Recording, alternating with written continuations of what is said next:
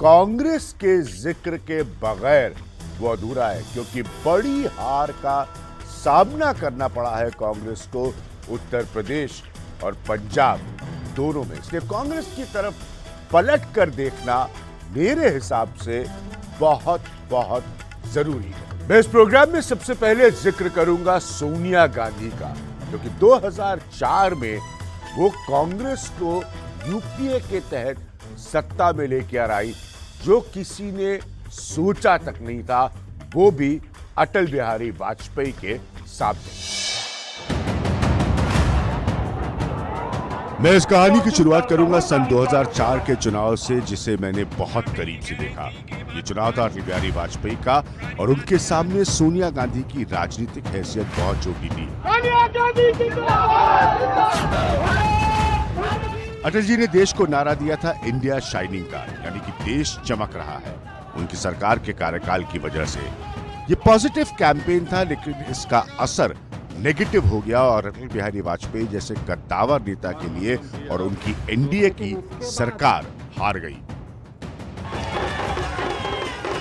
किसी ने सोचा भी नहीं था कि सोनिया गांधी अटल बिहारी वाजपेयी के सामने कांग्रेस को जीत दिलाएंगी और उन्हीं के फॉर्मूले पर एनडीए की जगह एक यूपीए बनेगी और उसके अंतर्गत एक गठबंधन की सरकार देश में बनेगी। ये मेरे हिसाब से सोनिया गांधी के युग की शुरुआत थी और कई मायनों में गांधी परिवार की राजनीतिक शीर्ष पर आने की वापसी।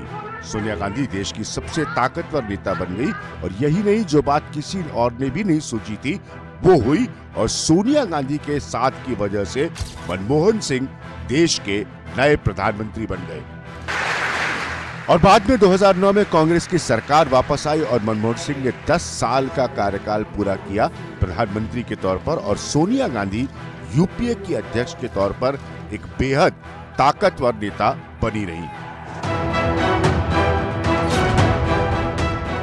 तो ये कांग्रेस और सोनिया गांधी का समय था। तब इस बात का अंदाजा लगाना मुश्किल था कि ये झटके में नरेंद्र मोदी के आते ही 2014 के लोकसभा चुनाव के बाद पूरी तरह से बदल जाएगा।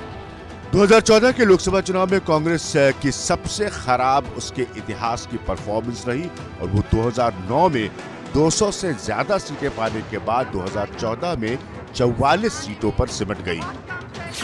साथ में उसका वोट प्रतिशत भी पहले से सबसे कम हो गया।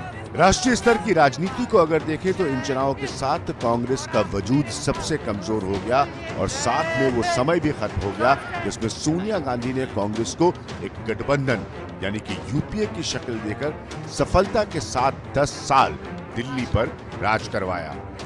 हम ये मानते हैं कि लोकतंत्र में हार जीत होती रहती है।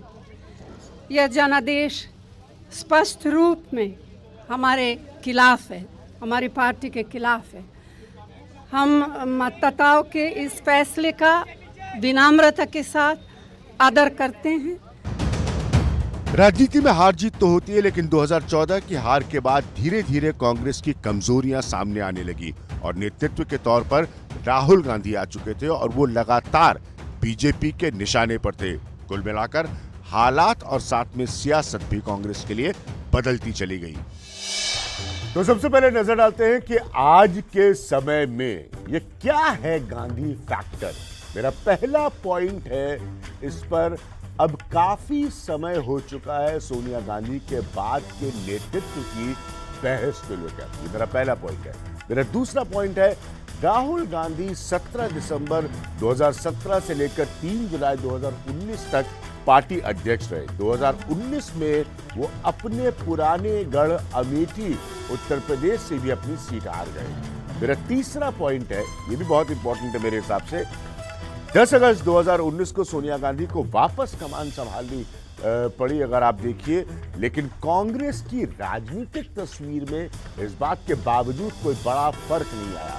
मेरा चौथा पॉइंट है, 2022 में यूपी में पूरी तरह से कमान प्रियंका गांधी के हाथ में दे दी गई और फिर भी कांग्रेस की हालत नहीं सुधरी।